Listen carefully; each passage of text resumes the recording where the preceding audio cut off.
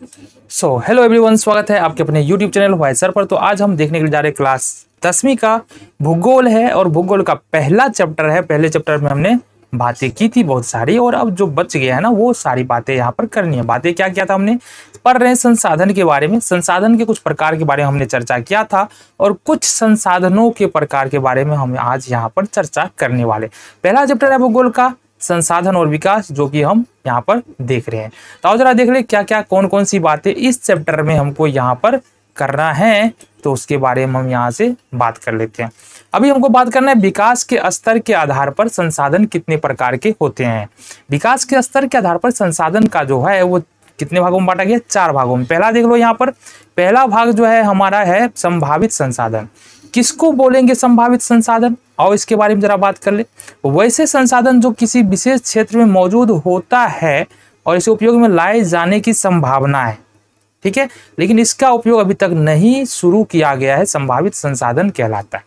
मतलब देखो यहाँ पर क्या है, उपयोग होता है, इसकी जानकारी है, लेकिन अभी उसका प्रयोग नहीं किया जा रहा है, ठीक है, तो इसको हम संभावित संसाधन में रख सकते हैं। जैसे मान लो हिमालय के क्षेत्र में खनिज, राजस्थान और गुजरात क्षेत्र में पवन। अब मान लो हिमालय के क्षेत्र में हमको पता चल जाए, हिमालय के क्षेत्र में यानी हिमालय पर्वत के नीचे में जो है खनिज है, यानी कि खनिज में कौन सा हो गया, लोहा है, सोना है, चांदी है, अभ्रक है, ये सारा है। लेकिन हिमालय के नीचे से निकालेंगे कैसे, वो हमारे पास अभी तकनीक नहीं है। तो कहने का मतलब है कि ऐसी तकनीक नहीं आया है जिसके वजह से जो है हम संसाधन को क्या कर सकते हैं, अभी निकाल सकते हैं। इसलिए ऐसे संसाधन को संभावित संसाधन कहते हैं। मतलब संसाधन है, पता है, लेकिन हमारे पास तकनीक अभी नहीं है, जिसके कारण, या है भी तो बड़े पैमाने पर उपयोग करने के लिए तकनीक नहीं है। जैसे राजस्थान में चले जाएंगे, वहां पर पवन ऊर्जा बहुत है, लेकिन उस बड़े पैमाने पर क्या हो रहा है, बिजली पवन से उत्पादित नहीं हो रही, यानी बिजली नहीं बन रही है। तो संसाधन है, तकनीक नहीं है, या बड़े पैमाने पर भी हम जो उपयोग कर सकते हैं उसके लिए तकनीक नहीं है, तो उसको हम संभावित संसाधन कहेंगे। दूसरा होता है विकसित संसाधन। क्या होता है, वैसे संसाधन जिनका सर्वेक्षण किया जा चुका है, मात्रा एवं गुणवत्ता का पता लगाया जा चुका है, लेकिन अभी प्रयोग नहीं हुआ है, विकसित संसाधन कहलाता है। कहने का मतलब देखो, कहीं पर संसाधन का पता चल गया, संसाधन कितना है ये भी पता चल गया, मात्रा और गुणवत्ता किस प्रकार का संसाधन है ये भी पता चल गया, लेकिन अभी उसका हमने इस्तेमाल शुरू नहीं किया। सपोज हम एक उदाहरण बता रहे हैं, मान लो तुम्हारे घर में जो है ना अगर मान लो कि 1 किलोमीटर नीचे खोदा जाए, 1 किलोमीटर नीचे खोदा जाए, तो यहाँ पर 1 क्विंटल सोना मिलता है, ठीक है, 1 क्विंटल सोना है, ये पता चल गया, ठीक है, 1 क्विंटल सोना है। अब क्या कर सकते हैं हम, या तो सोना को खोद के निकाल सकते हैं। तो जब यहाँ पर क्या है, संसाधन पता चल गया कि नीचे 1 क्विंटल सोना है, घर के नीचे में, जमीन के नीचे में 1 किलोमीटर खोदेंगे तो 1 क्विंटल सोना मिलेगा। अब जब तक हम उस संसाधन, अब ये भी पता है कि सोना बढ़िया है, मान लो ये भी पता चल गया सोना अच्छी क्वालिटी का है, अच्छा कीमत उसका मिल जाएगा मार्केट में। तो अभी जब तक निकाल नहीं लेते हैं ना, तब तक वो क्या होगा, विकसित संसाधन होगा। कौन सा संसाधन, विकसित संसाधन होगा। कहने का मतलब है हमारे पास पता भी है कितना सोना है, ये भी पता है, किस प्रकार का सोना है ये भी पता है, लेकिन अभी हमने उसको नहीं निकाला है, तो ये विकसित संसाधन होगा। तो संभावित संसाधन में क्या था, संसाधन है, मात्रा गुणवत्ता का हो सकता है पता हो भी नहीं हो, लेकिन हम उसको तकनीक के कारण जो है हमारे पास तरीके नहीं है, कुछ संसाधन का प्रयोग हम क्या कर सकते हैं, निकाल सकते हैं। लेकिन यहाँ पर विकसित संसाधन में क्या होता है, पता है, सब कुछ पता है, कितना है, किस प्रकार का संसाधन है, सोना है अंदर में, किस प्रकार का सोना है, लेकिन फिर भी हमने उसको नहीं निकाला है, तो ये विकसित संसाधन होता है। तीसरा देख लो, तीसरा है भंडार संसाधन। भंडार संसाधन क्या होता है ये देख लो, भंडार संसाधन क्या है, वैसे संसाधन जो पर्यावरण में उपलब्ध होते हैं तथा मानवीय आवश्यकताओं की पूर्ति कर सकते हैं, लेकिन इनका उपयोग में लाने लायक तकनीक नहीं है, भंडार संसाधन कहलाता है। तो यहाँ पर बात करेंगे भंडार संसाधन, जो हमारे पास आसपास बहुत ज्यादा है, लेकिन हमारे पास वो तकनीक नहीं है, वो तरीका नहीं है जिसकी सहायता से उस संसाधन को हम अच्छी तरीके से और ज्यादा बेहतर तरीके से बड़े पैमाने पर उपयोग कर सकें। जैसे कि मान लो अगर जल जो है ना वो हाइड्रोजन और ऑक्सीजन का बना होता है, पानी है ना, वही पीने वाला, तो उसका प्रयोग यदि हम मान लो हाइड्रोजन और ऑक्सीजन में तोड़ करके हाइड्रोजन का प्रयोग ईंधन के रूप में कर ले तो बहुत बढ़िया हो जाएगा। देखिए हमारे पास ऐसी अभी तकनीक नहीं है कि बड़े पैमाने पर जो है जल को हाइड्रोजन और ऑक्सीजन में तोड़ करके और उसको ईंधन के रूप में प्रयोग कर सकते हैं। तो इसको हम भंडार संसाधन के रूप में रखते हैं, मतलब हमारे पास है। कभी भविष्य में होगा, कोई तुम लोग जैसा पढ़ लिख करके ना, कोई अगर मान लो कि कोई साइंटिस्ट बनो, है ना, एक्सपेरिमेंट करो, वहां पर जाकर ऐसी तकनीक खोजो, ऐसा तरीका खोजो जिससे जल को जो है ना ईंधन के रूप में आसानी से बदला जा सकता है, मतलब हाइड्रोजन और ऑक्सीजन को के रूप में आसानी से बदला जा सकता है।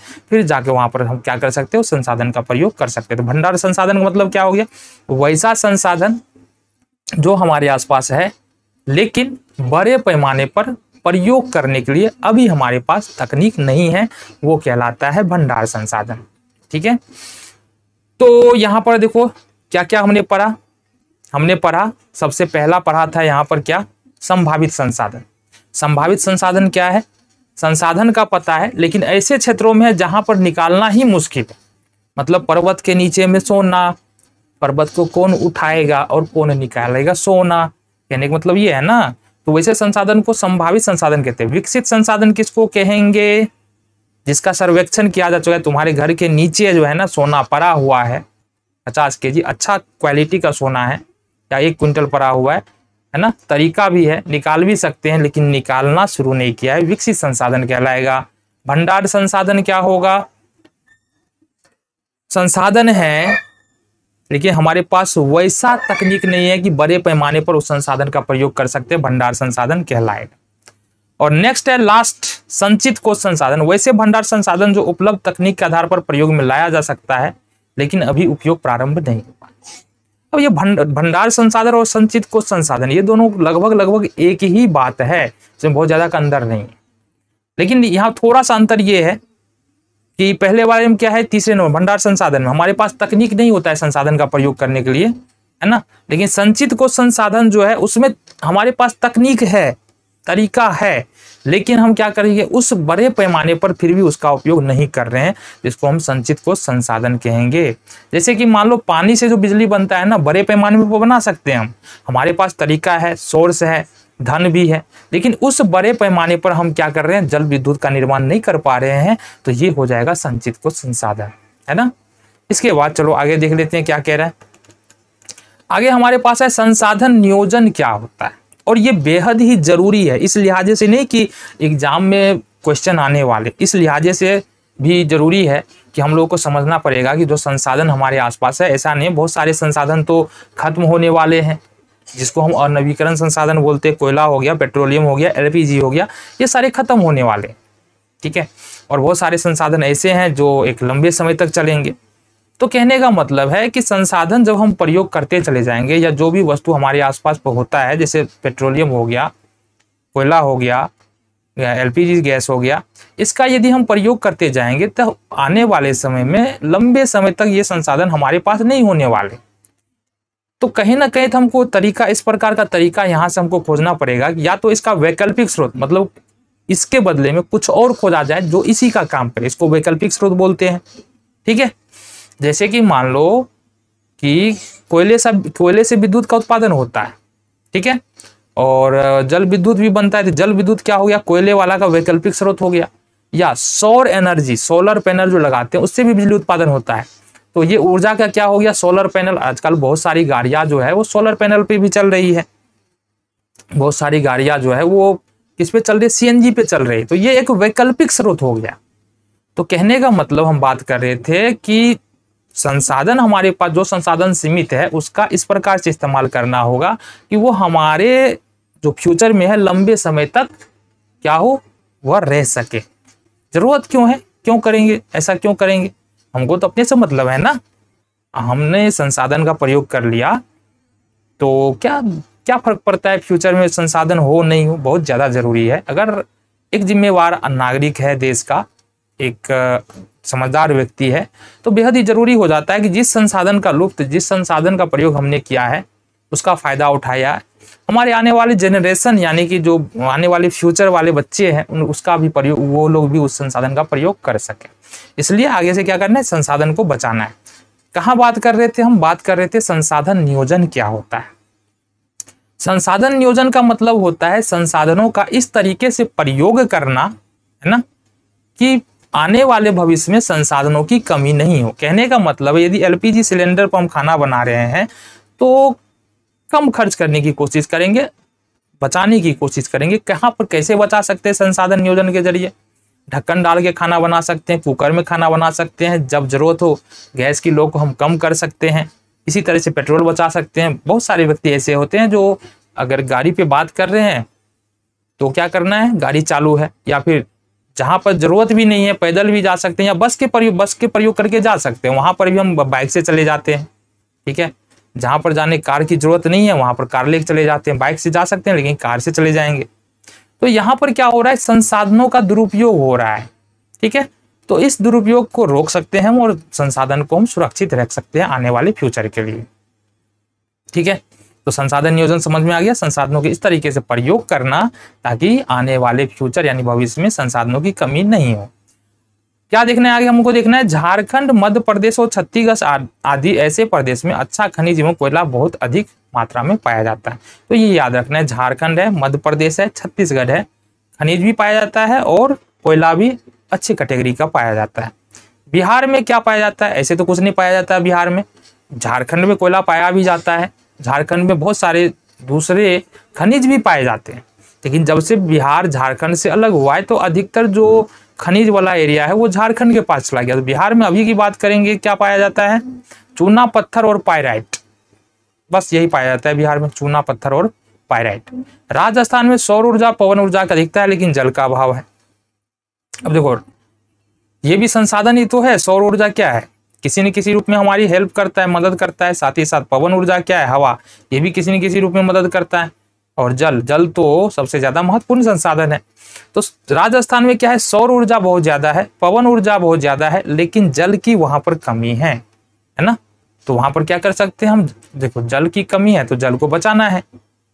ऐसे जल कहीं भी है ना, बचाना ही चाहिए, है ना, क्योंकि हमको ऐसा लगता है कि जल समाप्त नहीं होता, लेकिन बहुत सारे ऐसे एरियाज है, बहुत सारे ऐसे इलाके होते हैं जहाँ पर जल की कमी हो जाता है। कब ध्यान दोगे जल की कमी? जब नलके से पानी नहीं आ रहा है, मोटर चला रहे पानी नहीं आ रहा है, बरसात का समय नहीं है, तो जल जो है ना वो भूमिगत जल जो है ना खत्म हो गया। आगे जब जल वाले चैप्टर में चलेंगे तो वहां पर हम पढ़ेंगे कि जल का कितना सोर्स होता है, यानी स्रोत कहाँ कहाँ से जल आता है, किस जल का हम प्रयोग करते हैं, कुल जल कितना है पृथ्वी पर, इसके बारे में हम चर्चा वहां पर कर लेंगे। लेकिन अभी के लिए हम जानना है कि जल भी हमारे लिए बेहद ही जरूरी संसाधन है और इसको भी बचा करके ही करना है। मतलब जितना जरूरी है उतना ही करना। ऐसा नहीं कि जल का प्रयोग बहुत ज्यादा हम दुरुपयोग कर रहे हैं, बहुत ज्यादा गंदा कर रहे हैं जल को, इससे प्रदूषण भी बढ़ रहा है। इस तरीके का काम नहीं करना है। भारत का लद्दाख एक ऐसा क्षेत्र है जो ठंड के कारण जो है अलग थलग पड़ गया है। आगे संसाधन नियोजन समझ में आ गया? बिल्कुल आ गया। संसाधन को इस तरीके से प्रयोग करना कि आने वाले भविष्य के लिए उसको सुरक्षित रखा जा सके, मतलब संसाधन को बचाते हुए प्रयोग करना।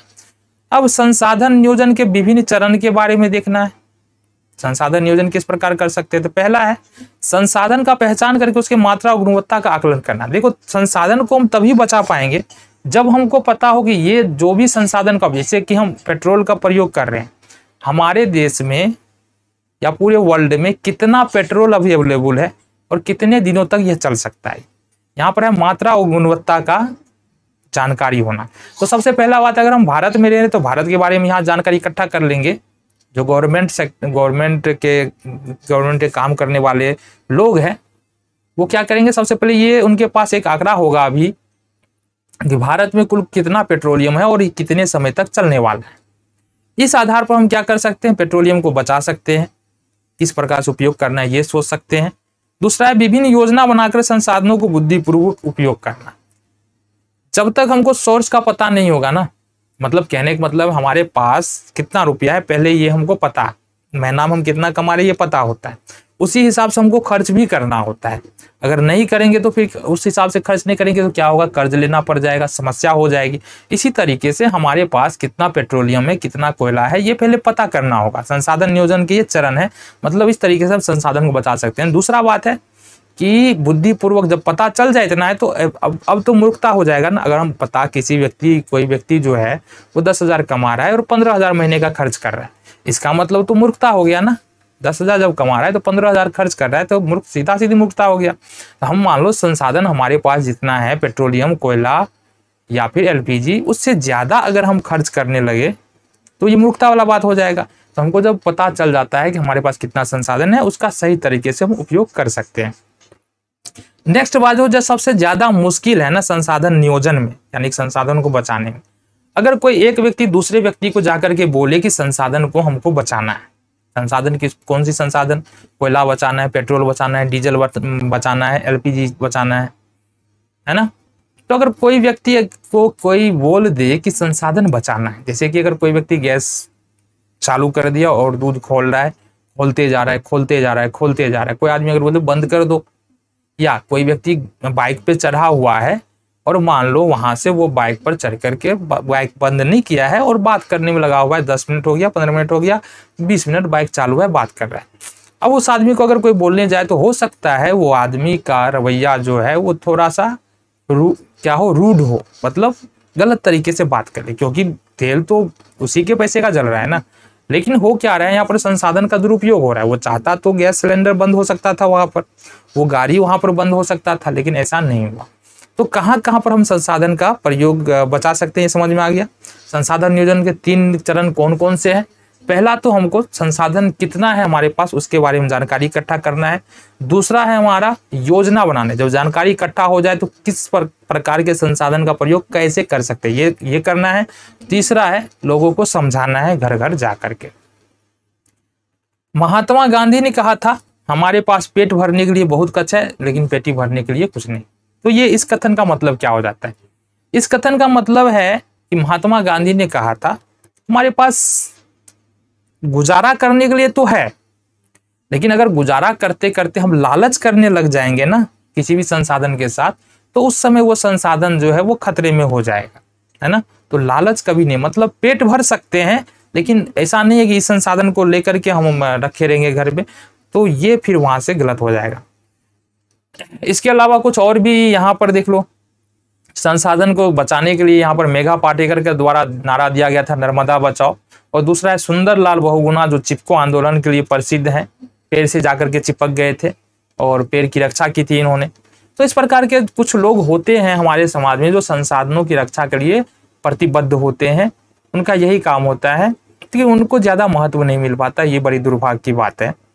तो क्या करना है, संसाधन को सुरक्षित करना है, हम लोग को बचाना है, मिल करके काम करना है, बचाना है। तो यहाँ पर जो है ना, ये देखो संसाधन जो चैप्टर इसमें डाला गया है ना 10th में ना, तो ऐसा नहीं है इसे पढ़ने से मार्क्स बढ़ जाएंगे। अगर अभी से समझ में आ रहा है संसाधन क्या है, कितने प्रकार के होते हैं, और कौन से संसाधन कम है, कौन से ज्यादा है, इसके बाद क्या होगा, तुम्हारे ऊपर भी जिम्मेवारी आ जाएगी। तुम भी आगे से अगर संसाधनों का प्रयोग करने जाओगे तो सोचोगे तो जरूर कि भाई ये संसाधन हमारे पास कम है, इसका प्रयोग हम कम करते हैं, है कि नहीं। चलो जी आगे चलते हैं, अब थोड़ा पढ़ाई की बात हो जाए। मानव एवं तकनीक की शोषणात्मक दोहन प्रवृत्ति डाकू की अर्थव्यवस्था कहलाता है। डाकू की अर्थव्यवस्था का मतलब क्या है, ठीक है। अगर संसाधनों का अविवेकपूर्ण उपयोग करे, मतलब अविवेकपूर्ण मतलब बिना समझे बुझे किसी तरीके से संसाधनों का उपयोग किए जा रहे हैं, जैसे जल है, गंदा किए जा रहे हैं, तो वो पेट्रोल हो गया, बिना मतलब का बाइक पे घूमे जा रहे हैं, जब काम नहीं है फिर भी घूमे जा रहे, ठीक है। या दूसरे भी संसाधन को ले सकते हैं जिसका हमारे जीवन में अभी नहीं भी उपयोग करेंगे तो चल सकता है, लेकिन उसका उपयोग हम कर रहे हैं, जबरदस्ती खर्च करने पे तुले हुए हैं, क्योंकि पैसा तो हमने दिया है। जब इस तरीके का बात आ जाता है तो वो क्या कहलाता है, डाकू की अर्थव्यवस्था कहलाता है। मतलब संसाधनों का अविवेकपूर्ण दोहन, अविवेकपूर्ण बिना बुद्धि बिना समझ के प्रयोग करना डाकुओं की अर्थव्यवस्था कहलाता है। अभी देख लो, संसाधन पैसा नहीं है कि सोच विचार नहीं चल रहा है, बहुत समय पहले से चल रहा है।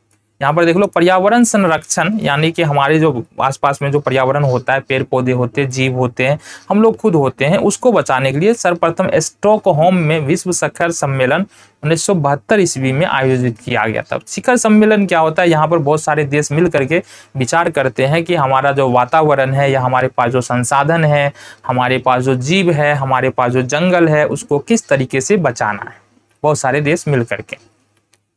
और इसी दिन से प्रतिवर्ष 5 जून को पर्यावरण दिवस के रूप में मनाया जाता है। तो ये भी याद रखना है कि 5 जून को पर्यावरण दिवस मनाया जाता है।